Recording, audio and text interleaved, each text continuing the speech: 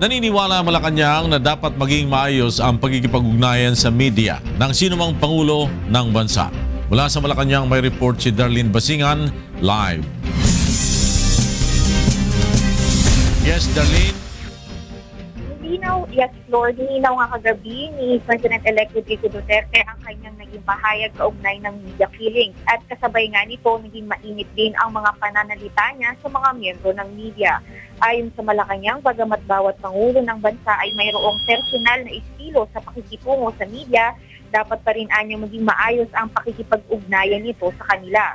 Paliwanag ng Malacanang, ito'y dahil mahalaga ang papel ng mass media sa paghahatid ng impormasyon sa madla.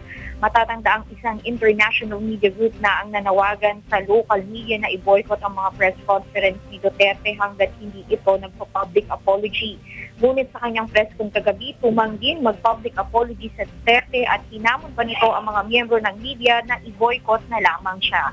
At yan muna ang latest, balik sa Lord. Darlene Basingan, nagulat mula sa Malacanang.